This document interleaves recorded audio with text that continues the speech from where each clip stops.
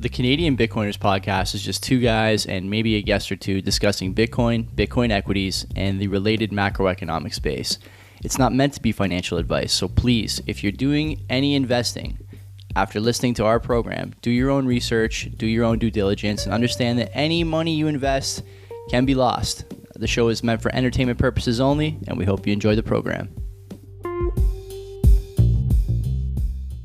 Nice, good, 59.10. That was a lean hour compared to last week. Where do you want to start here on notables?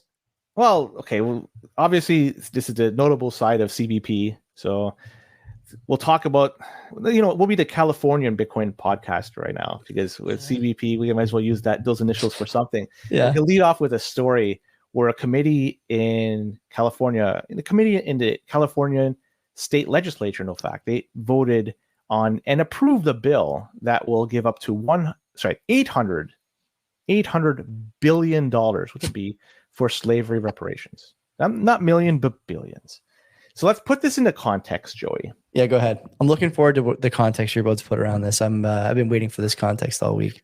You're going to get it right now, because the Californian state budget for fiscal year 23-24.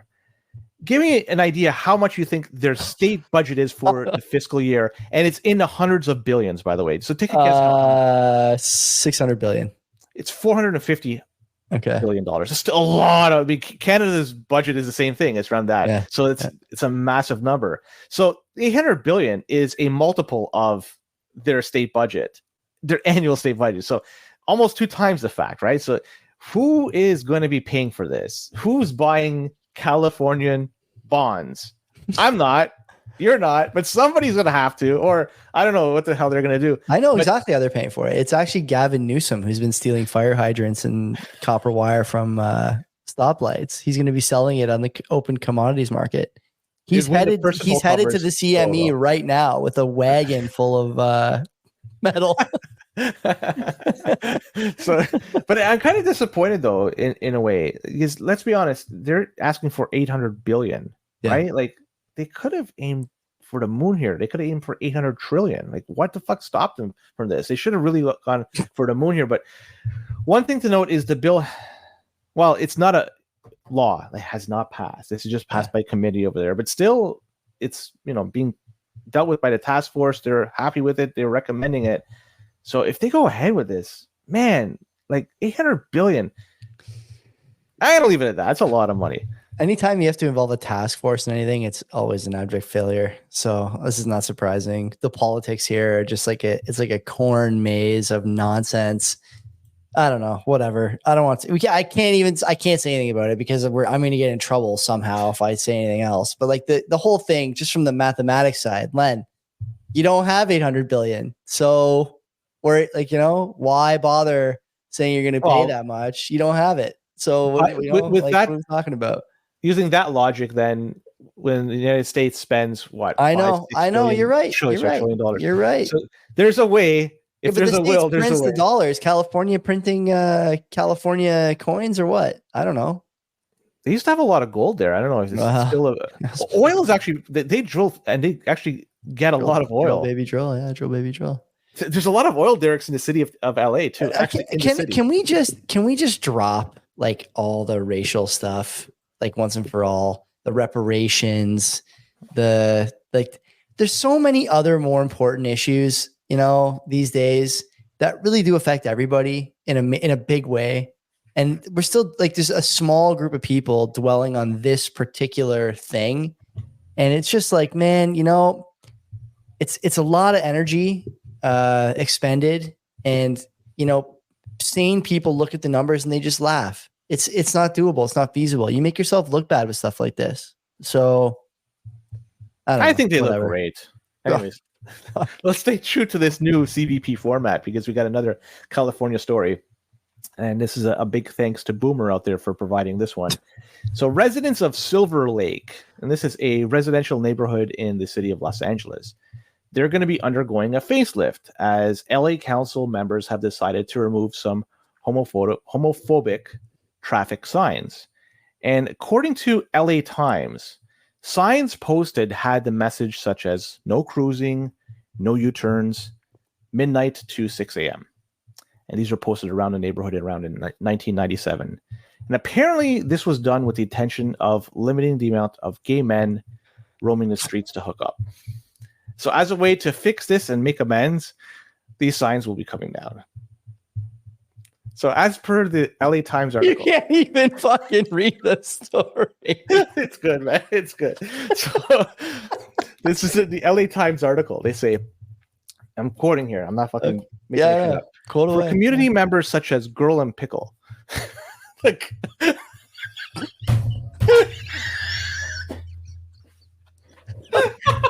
Fucking that. What do you mean? That's someone's name? Like, what are you talking about? I don't know. Anyways, I don't understand. the removal of these signs was a small but nonetheless important win for the LGBTQ community. Q stands for quote. It's a quote. So they say, like, look, I'm curious. With all this happening, did Grindr go public? Oh my god. Do you know? I think aren't they owned by Match?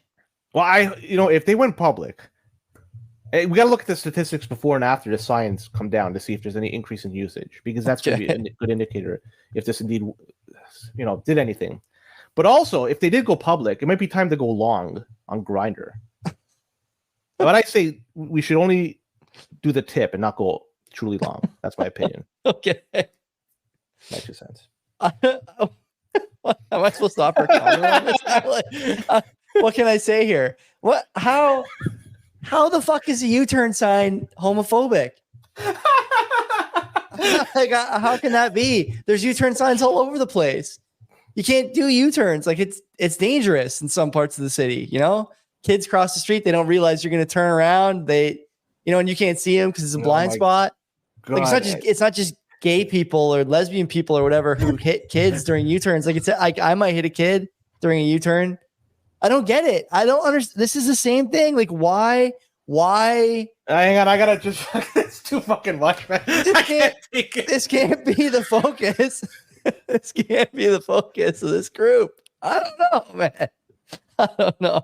I knew this was gonna make it into the stories, and listen. We've done a lot of notable stories on this show. A lot of them. A lot of notable stories, but this is like one of the craziest. This is one of the craziest ones we've ever seen. This is one of the craziest ones.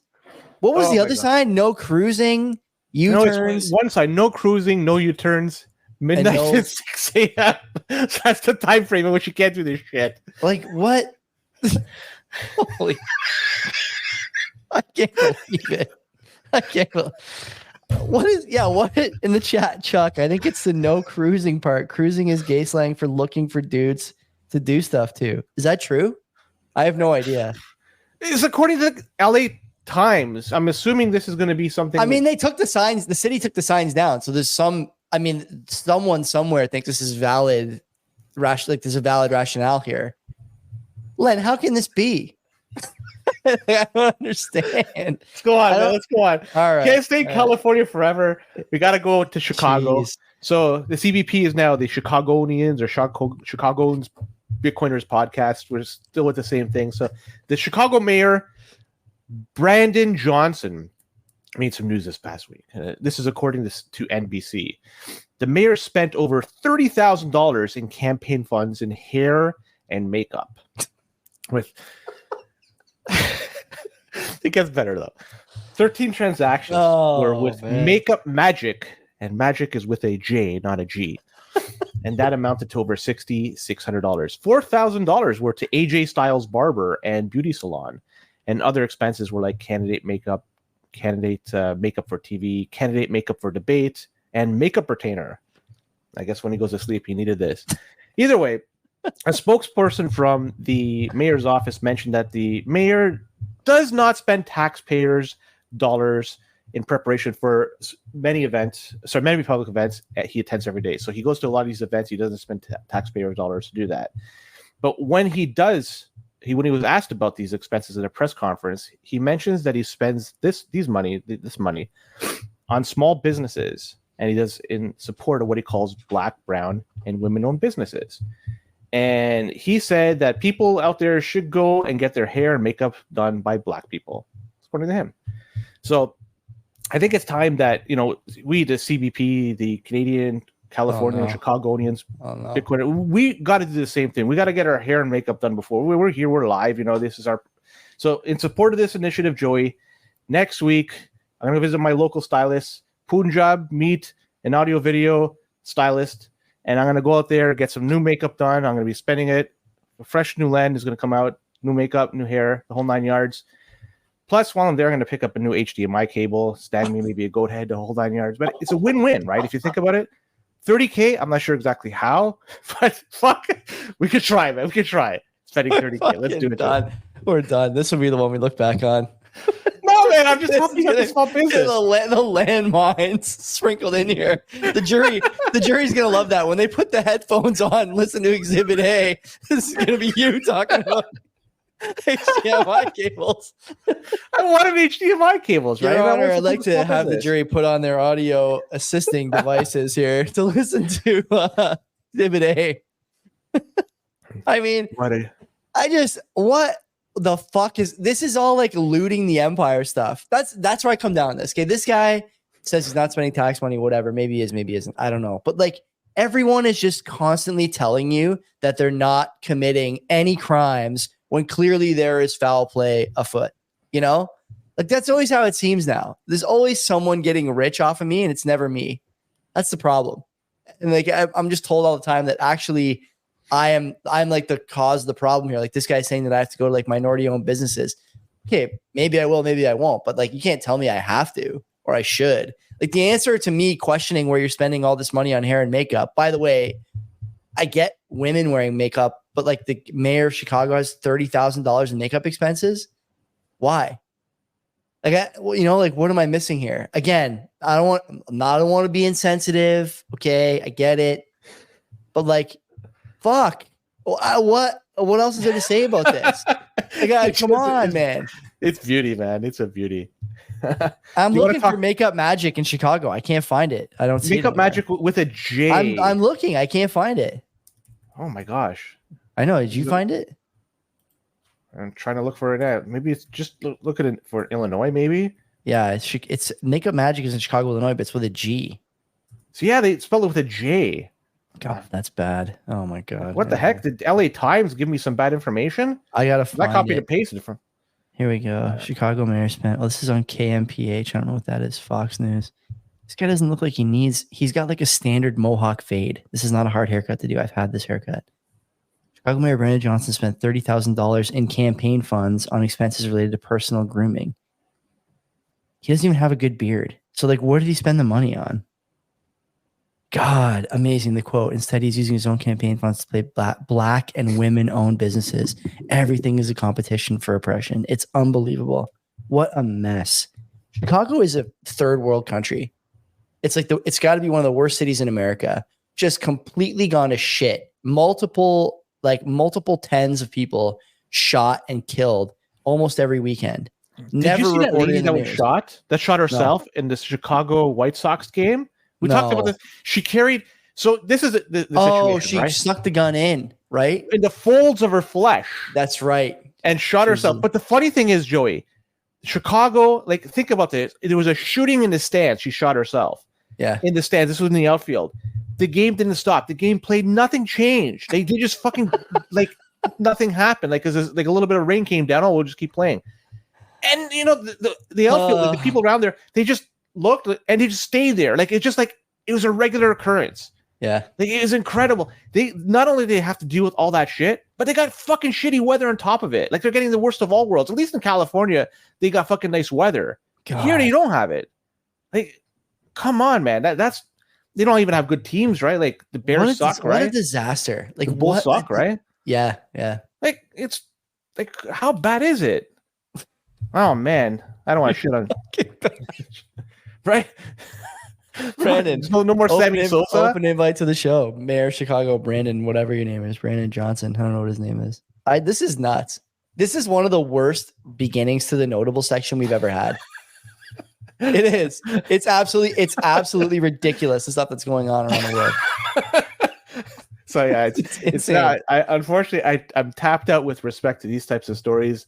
We're gonna get into something that has a different type of meat on the bone. So we're going from the chicken wing to the chicken breast. I'm not sure if you saw. I don't want to talk about it too much, but maybe you do. The CPI came in month to month with zilch change. It's fake. It's fake. The data's fake. Yeah. Oh, the Fed decided to not raise rates this month. They're going to hold at the same rates.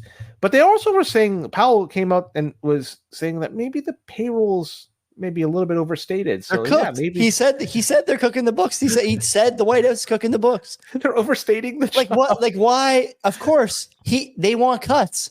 They want cuts. The White House is angling for cuts. They've been angling for cuts for a long time. We just said this last week. The data comes out. It's actually just narrative. The data is invented. It's all invented. It's impossible to get down to the individual data for jobs in a country the size of America, in an economy the size of America's. Like, who believes this? It's not possible to do. And it's not like, oh, Joey, they have the data, they have the tools. No, they don't, because the data is revised downward every time. Go watch. I make a point of watching the double line quarterly updates from God, what is the guy's name? Jeff Gunlock. And he makes this point during his webcast. He's like, if you look at all the data that the Federal Reserve is quote unquote using to guide them, it's all wrong at the time during which they're using it. It's fucking wrong. And then 3 months later, it's revised downward. Some of the gaps, by the way, in the revisions compared to what the data release day said is they're at the gaps are the size of entire universes. It's not like they're close. And like I said last week, 2% is a mistake. 50% is narrative control. And it's all narrative control with these guys. It's all they care about. The Fed wants a cut. They want it before the election, or the White House, I should say, wants a cut. They want it before the election. They're going to try and get it. By the way, the jobs data, what is the term I would use here? American citizens born in America have actually lost jobs since the pandemic. And all of the growth in the jobs numbers is from immigrants, both legal and illegal, according to that data. How's that sound? That's a lot of jobs that are probably, I hate to say it, but lower wage. See a lot of immigrant populations doing farming and stuff like that. Important work, but not the kind of work you can build a modern economy on. And that's another thing the White House is going to have to contend with. They're going to try and figure out how to mask that, fudge it, blur it until November, but you can't hide it forever. The gap is widening every month. Do you see that they're even going to go through the process of removing signs in DC? What signs? It says no inflation, no rate hikes, all day from June 2024 to November 2024. So they're doing the same thing that they're doing. Removing signs? No, they're not. Oh, fuck. It'd be awesome if they had these. Nothing is out of the question here. The Overton window is huge tonight. It just keeps getting bigger every week. I believe anything you say. Yeah, no, it's total bullshit. So I just said, but you're right. It's crazy that any story will come up but anyways, does this mean that there's going to be a cut in the next month, 2 or 3? Like next month, you're betting on it for sure? I'm not betting on it for sure. Like I'm not paying that much attention. Am I betting on it as far as my asset allocation? Yeah, I'm deploying. I'm not waiting for a cut. Yeah. You're deploying regardless if they're raising or cutting. Yeah, because it's just I'm buying. I'm buying. Yeah, that's the way to do it. I like that conviction. Anyway, let's go to Notable North. All right, Angus Reid. They did a poll, and this poll indicates that 1/3 of people living in British Columbia are planning to leave that province. Mm-hmm. And this poll shows that the younger the person is, the more likely they are willing to leave. And I can understand. So the people in the age bracket of 18 to 34, around 50% are thinking of picking up and moving their bags somewhere else. 40% of those living from age 35 to 54. That's still a pretty big. So the older people are staying put, it looks like. As for the reasons, the primary reasons, same old stuff. It's not going to knock your socks off. It's high rent, right? Particularly places like Vancouver, Burnaby, Victoria, Kelowna. The rent prices are pushing people to the brink, and it's more difficult than to stretch your dollar when housing costs rise significantly compared to wages. And it's not just simply for renters, but also people that own homes as well. So, but more in the study, 53% of responders are demanding help from their government to address their housing needs. Canada, we talked about in the past, they have the federal housing plan that we talked about, or they talked about, and this has plans to address the problem. It's a national plan that aims to create almost 4 million homes across Canada by 2031. And they say at least 1.2 million of these homes will be directly attributed to federal actions.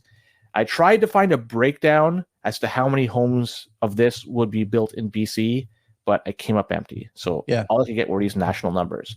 But I don't need to point out that 2031 is still 7 years away, right? It takes years to see these positive returns from these plans. And it also depends on how many people are going to be entering Canada during that same time frame. That could easily mitigate any gains altogether. And on top of the federal assistance, you also have to look at what's happening locally too. And granted, this is a one-off, but it does give an idea of what's happening. It could be also on a wider scale.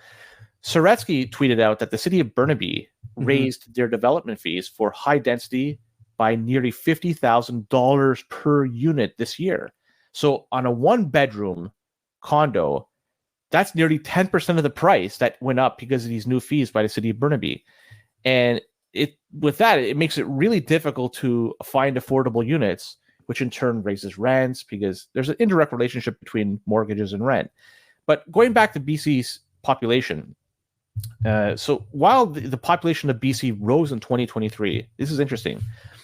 Angus Reid notes that 2023 was the first year that in more than a decade that BC experienced a negative net interprovincial migration. That means people are moving outside of BC to other provinces. It looks like Alberta is the one people are going to. This is according to a CBC article from 2023. So in the article, it's noted that Alberta's lower cost of living, particularly when it comes to housing and a strong job market, were the driving factors for driving people out of BC and into Alberta. And as for the remainder of people who are thinking of leaving, this trend is probably going to continue. They're not going to change their minds. And on top of that, I wonder how many BC residents have left Canada altogether. Never mind went to a different province like Alberta, just left Canada entirely. So it's a lot over there, Joey. A lot to digest. What are your thoughts on this? There's a problem here with the design of these tax laws. And the reason there's a problem and it's being overlooked is because the province is so desperate for money. We hear a lot about how Canada, Minister Freeland talks about this a lot, how Canada is among the best in the G7 in terms of debt to GDP. The thing that she leaves out is that we don't measure provincial debt in terms of our national debt load. We also don't measure healthcare, education, pensions, etc., at the national level or the provincial or municipal level. So the provinces have a huge debt load, all of them, and except maybe Alberta. I'm not sure. They probably do too, actually, but whatever. Neither here nor there.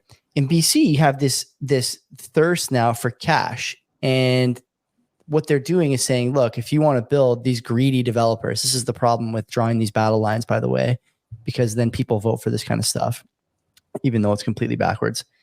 These greedy developers are making too much money and not building the right kind of house. So now we're going to tax them an extra 50 grand. Who pays the 50 grand? You do. It's going to be the end result. It's going to be the person that buys it. Yeah, it always is. Shit on. And so it just drives the cost of housing up. And, that's the best case. The worst case, Len, is the builders go, okay, va vangul, and we'll see you some other time when the prices come down and we're not going to put supply on the market. Drives the prices up in either case. And then you have this whole other group of people. I think you said half of the people 18 to 35 want help from the government when it comes to housing. What kind of help do you want? There's only one kind of help. It's money. You need financial help to do this, to make those to make those properties affordable, or they do purpose-built rentals or something like that. Yeah, it's indirectly. It's going to be money. Who's going to build them? Who's going to build them? The government can't build. The government can't build homes. They can't do it. They don't. We don't have the institutional expertise to do home building in this country. Sorry, we just don't. Okay, we don't have the institutional expertise to do a lot of things. It's not just home building. These are jobs best left to private sector businesses, like many other jobs. So when you have government supports, Len, what happens? The prices of these things go up. Anything that is subsidized directly, indirectly, or anything in between will go up in price because the people who are selling those things realize immediately, oftentimes before you do, that they can charge extra because the government's going to make up the difference. It's money in their pocket at the end of the day. How do people not see this? Like I don't understand I don't understand the people asking for this not getting it. You've already seen how many different supports just in the last 2 years. Have those supports helped keep things affordable?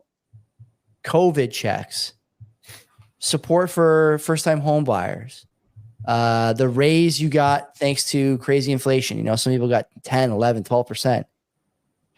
Has any of that helped keep things affordable? No. If you can't figure it out by now, you might be beyond help. But most people, I think, should start to give their head a shake a little bit and say, like, maybe the support, financial or subsidy or otherwise, is not actually doing the thing that I need it to do. We have to think of something else.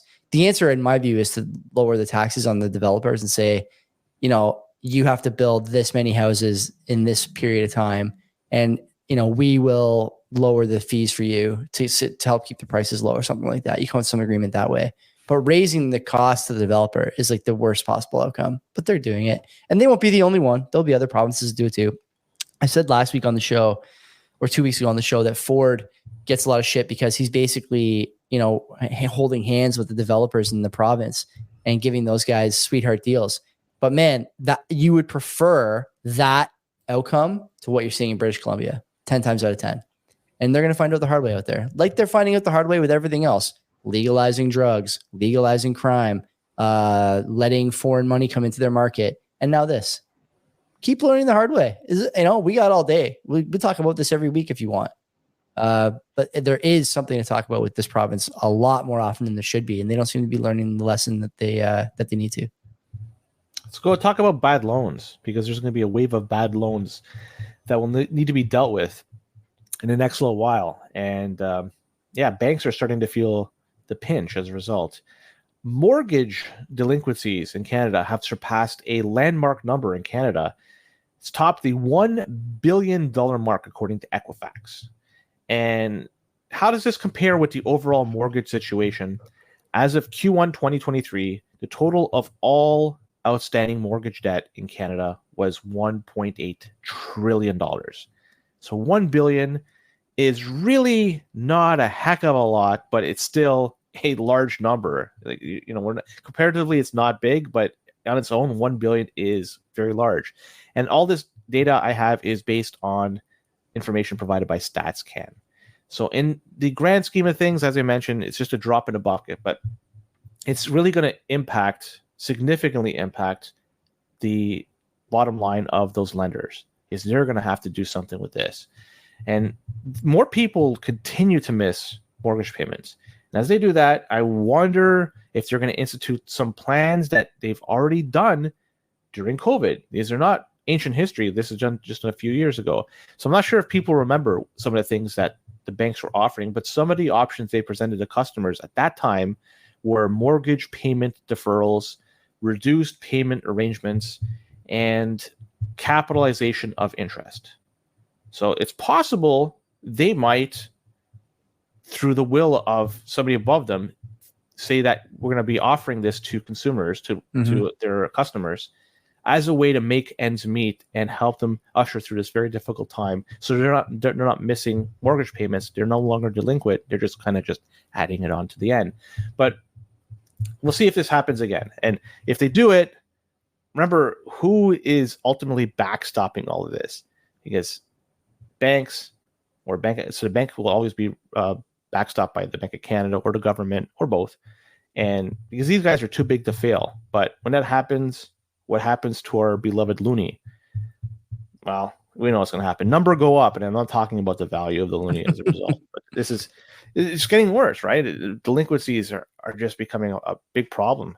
And when you're delinquent on a mortgage, it's not like you're missing I don't want to say this is much better, but like a car payment or, a credit card payment. The roof over your head, man. Critical. Yeah. Yeah. That's the one you should pay. You should pay them all. But like if you're going to weigh which is more valuable to you as an individual, Yeah, the mortgage payment should be the most important thing. When you fail to pay for that, that goes to show how bad people are in financially. It's pretty bad. I can't imagine looking at all this and seeing that, like you mentioned there at the end, critical point that the risk for Canadians is going to be expressed through the value of the dollar. I can't imagine not being in Bitcoin. You're going to watch things fall apart here. Again, like I don't want to be a doomer, but things are falling apart here so fast, and they're going to continue to fall apart at a speed that no one is ready for. You know, like the capital gains thing met with disdain from producers all over the country. The housing market, you know, I see D in the chat talking about cheaper liabilities. Like the housing market is a weird one. It's going to be bifurcated. Like single family homes, they're never going to go down in price. They're never coming down. That's an up only asset now. It's a legislated up only asset because of the unwillingness to build low density. Then you have stuff like these banks and mortgage delinquencies, $1 billion worth of mortgage delinquencies. And by the way, Len, that big wall of 20 and 21 mortgages coming due doesn't start till next year. You know, 20, 25 and 26 is when you get the really big jump for a lot of people. And I'm not saying the jump hasn't happened for some already. It has, but it's going to get worse. And that's going to come at a time when the dollar, the loonie, I should say, is worth significantly less. And I talked about this last week. You're going to see a bifurcation. People who own a home, and own other assets, not having any problem because the price of those assets is going to go gangbusters. But the people who just own a home or don't own a home are going to find everything's getting more expensive. It's going to eat into their savings. It's going to eat into their budget. It's going to eat into all these things. And how do you get out of it? I don't know. Ask for help from the government, maybe. I don't. It can't be done. And I think that, you know, people are getting too excited about this election. Whatever party you're pulling for, the speed and inertia that all this stuff has, the outcome is already predetermined. Like there's no escaping this now. So you either get there quickly or you accelerate. That's right. You accelerate or you decelerate. But I think that yeah, you're right. This is, you know, obviously our buddies like talking about that. But yeah, like I just think it's hard because, man, I can't imagine what my life would be like if I didn't buy a house when I did, you know, 9 years ago, however long it was a while ago now. But you'd be living in Kelowna looking to move to Alberta. Yeah, maybe. Like, it's funny. Kenzie basically dragged me kicking and screaming to the bank to get pre-approved for a mortgage. I didn't want to. I still had 1 foot in the bachelor lifestyle. And she's like, no, we're going to the bank. We'd only been together for like 2 years. And it was the best decision we ever made. And I tell people now too, like young couples, don't wait till you get married to buy a house. Don't wait till you've been together 5 years. Like, don't set an arbitrary date. Just go see a lawyer for $1,000 and game plan for a breakup just in case. But get your money into the asset, the fastest appreciating asset in the country, the single family home, and do it as fast as you can. There's legislation now in place in Hamilton for sure, and probably other places. You're not allowed to build single family homes. You're not allowed. Can you believe that? That's, you know, a couple of years ago that would have been unthinkable. And now it's the expectation. So, you know, just hang tight, enjoy the show, enjoy the fireworks. But, definitely, you know, if you think it's going to get better, I would say it's probably going to get worse first.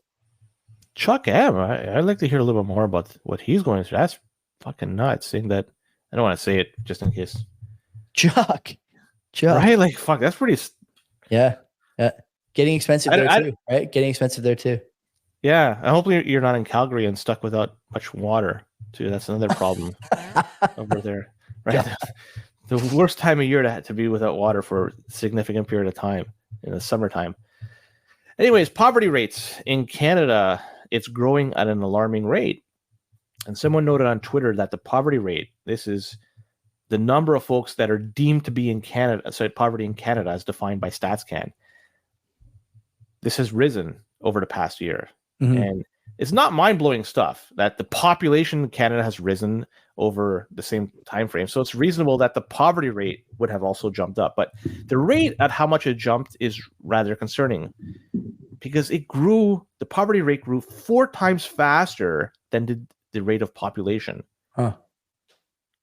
That's interesting. So there's a lot more people entering into the poverty realm than people coming in here. So that means people that are here are becoming poor. So yeah, people in poverty, let's be honest, they're more likely to use social service programs like food bank, rent supplements, mental health services, and who knows what's going to happen, right? But either way, these are services that most are provided by taxpayers. And when it's done, the dollar gets stretched even further to pay for existing programs like defense, infrastructure maintenance, and so forth. So either the government has a few options here. They could either scale back on payment on existing programs, go further into debt, raise more tax dollars, or raise more taxes, and that brings in more dollars, or maybe a combination of all the above. And on top of all this, the population of Canada, well, it's pretty sad to see because they're growing. Like as I mentioned, there's more people that are in poverty, but it's not just them; it's the middle class that's being squeezed too, right? That's shrinking in number. The rich, they're not going anywhere. The poor is growing, and the middle class is shrinking as a result. What happens moving forward? There's going to be a lot less tax revenues coming in. There's going to be a lot less in terms of working and collecting tax dollars from those people and having them be productive for society and working in jobs that are, people want. So it just overall, it's a downward trend for Canada. And looking at this, I don't see a way around it. I don't see how to get out of this, but just this is all part of a dollar that is just sucking. And not just that, the economy sucks as a result too. And the poverty rate goes up, and then you bring in more people and just compounds the problem. But yeah, it's pretty sad stuff in the grand scheme of things. We don't produce anything, and so everything has to be imported. The loonie is worth nothing, so the imports cost more. It's not hard to figure this out. Like, everyone knows the sort of equation that gets you to this point, and we just ignore it. Like, to our detriment, we just ignore, and pretend that it's not happening until it's right in your face. And now, Len, it's in your face. 10 cities and general poverty. And by the way, I've talked about this many times. I think this is something everyone should think about. That, when people say poverty, that's really like a lot lower than what you think, because, the cost of quote unquote living only takes into account like eating cereal and watching Netflix. Like, to be in true poverty, you're actually probably in poverty a lot sooner than the country data scientists view you as in poverty. And it's not good for your spirit, and that's one thing I've started to think a little bit more about when people say, like, what is Canadian culture? There was a spirit here 10 years ago that no longer exists for a lot of people, and it's become just an idea for a whole other group of people. You can't run a society like this. It's too rocky. And I've said this many times, as soon as you have economic problems, other fault lines come to the surface that, were previously suppressed. You've seen that in a lot of places. You're seeing it in the immigration, I should say, sentiment. You're seeing it in political polling. You're seeing it in clashes in schools, protests between, Israel and Hamas, whatever that's all about. You're seeing it all over the place. And it's only going to get worse. You have to try and isolate yourself from it. But man, it's getting harder and harder. That's for sure. Mm-hmm. I got one last story that's going to tie into the previous one. The unemployment rate in the Greater Toronto Area, it continues to be alarming. Not just the percentage, 7.9%.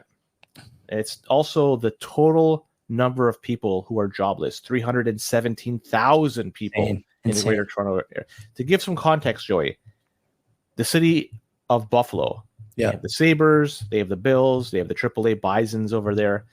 The number of unemployed people in the Greater Toronto Area more than surpasses the total population of the city of Buffalo. It's crazy. So let that sink in. And so let's put some color to this, because according to StatsCan, there's 244,000 people in the whole province of Quebec that are unemployed. Mm-hmm. 317,000 unemployed people in the Greater Toronto Area. So there's more people that are unemployed in the Greater Toronto Area than in the entirety of the province of Quebec. These numbers I'm quoting, they don't include cities like Hamilton or Oshawa. If it did, it would obviously be somewhat higher. Way bigger, for sure. So over the past year, Toronto has gone from 231,000 people that were unemployed.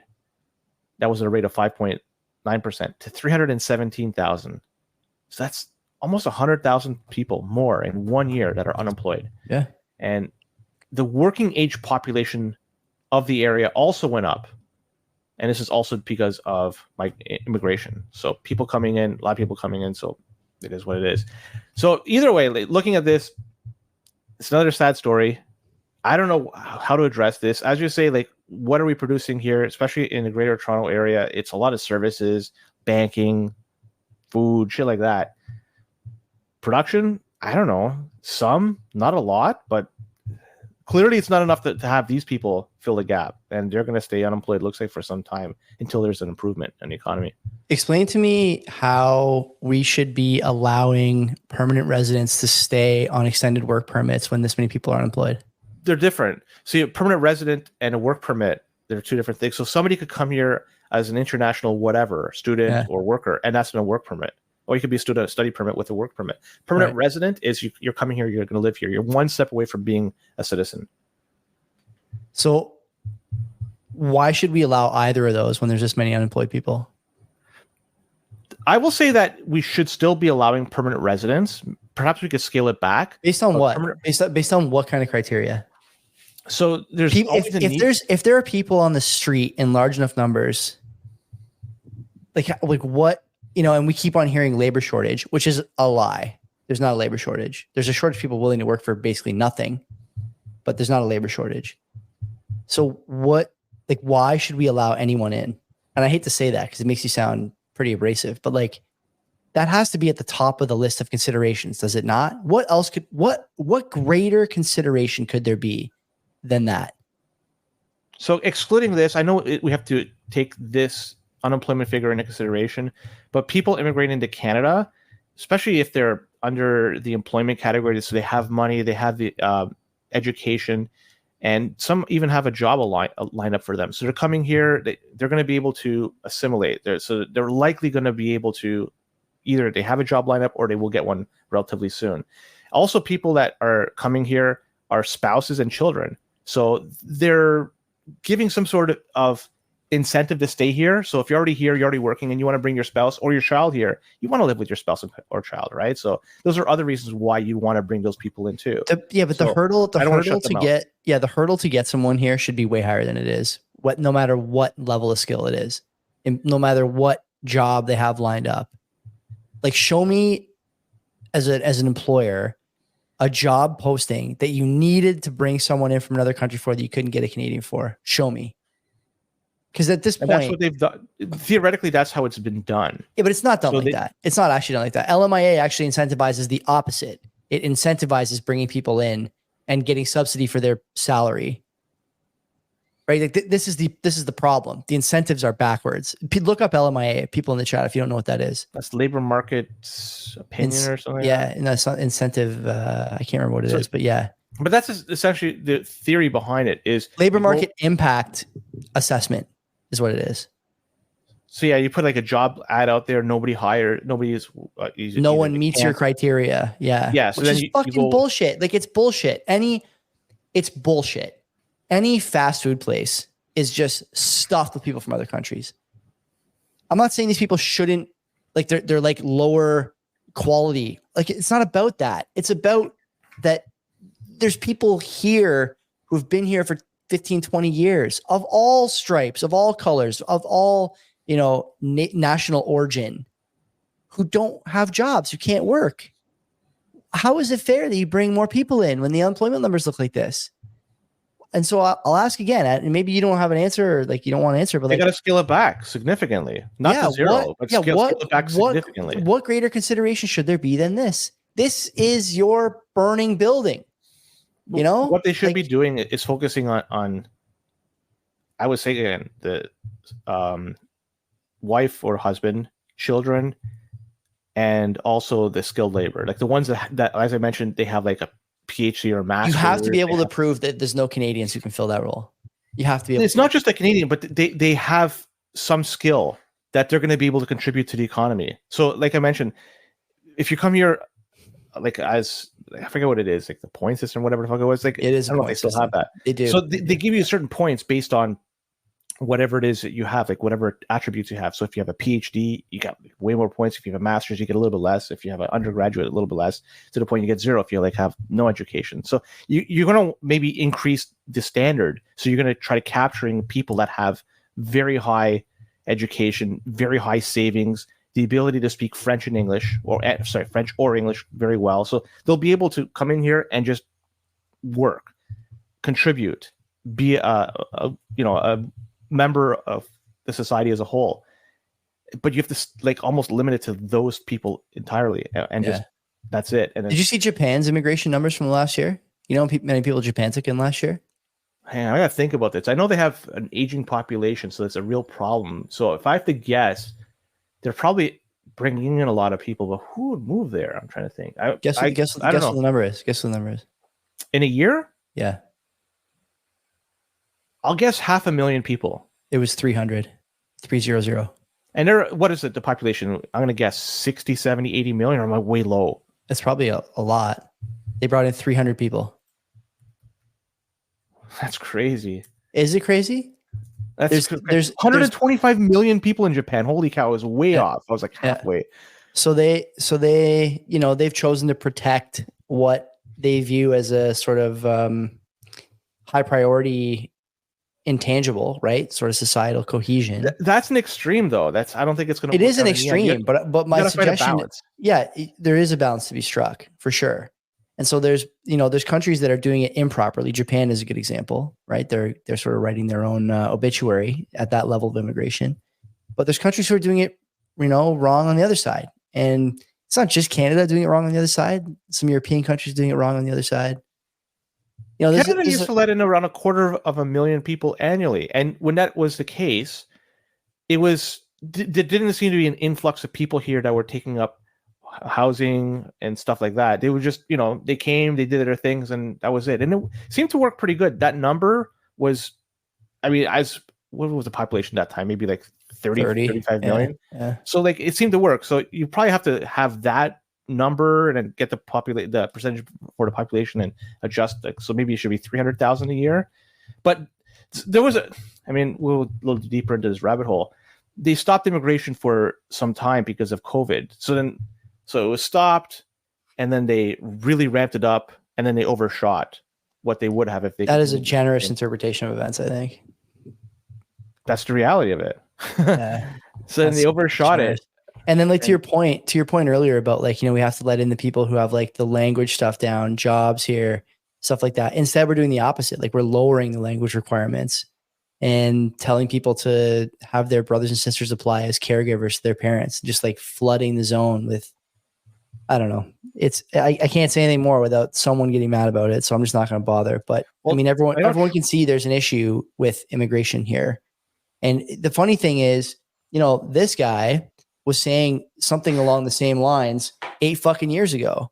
And it turned out to be a pretty prescient guess, And I was going to say that just today he was saying that the first day he gets elected, it's going to be mass deportations. Yeah. You can run on a platform, honestly, these days, right or wrong, of limiting immigration and mass deportation of both legal and illegal immigrants in the country who are here temporarily or whatever laws it breaks, it wouldn't matter. People would support it. And I'll say one more thing before we get off the air here.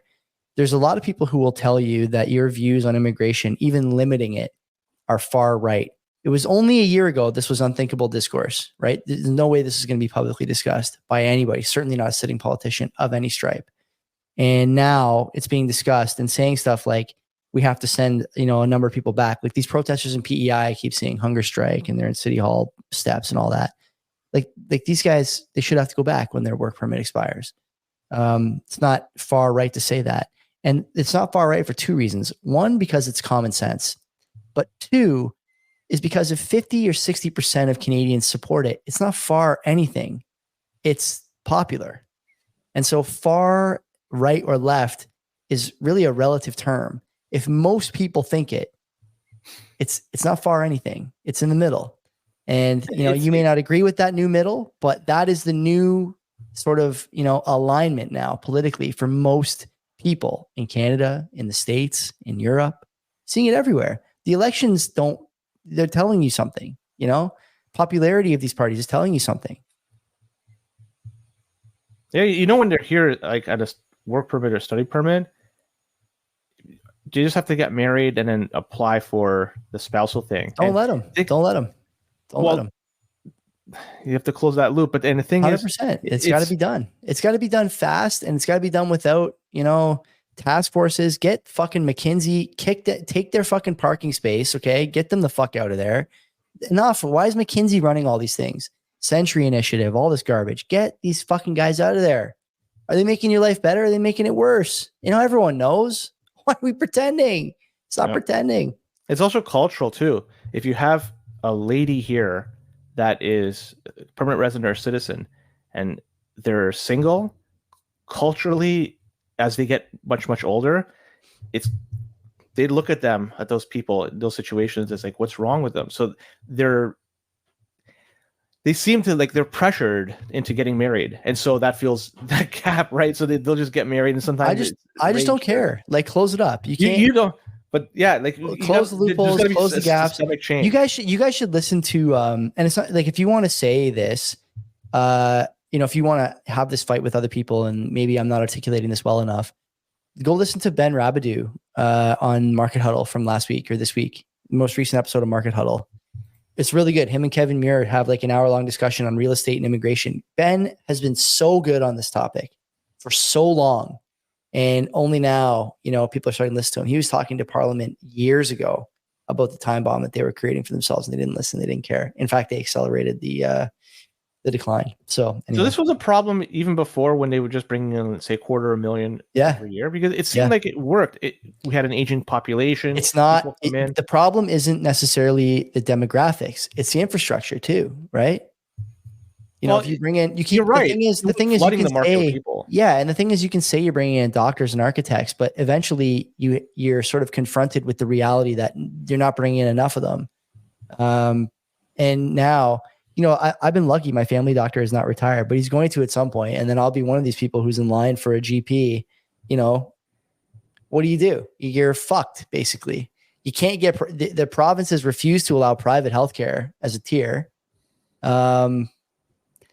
It's nuts, man. It's completely nuts. And you guys are sharing some stories here in the chat too that I'm not going to read, obviously, but worth reading if you're listening on audio. How much do you think it costs for those homes? Paid in full. Like, that's a lot of cash somebody's been sitting on, and how they got it and all this stuff. Like, that's another thing too, because the real estate market in Canada is a great way to, I don't know, maybe not launder money, but just laundering.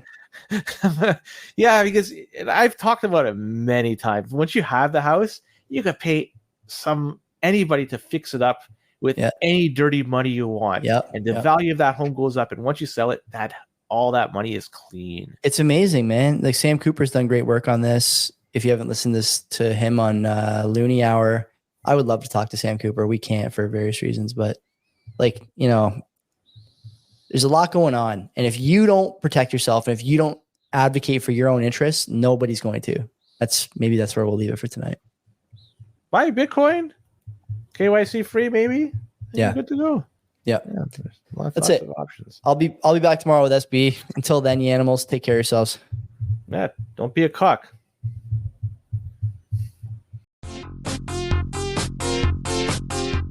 Are you a fan of the old school NHL 94 game on the Genesis or SNES?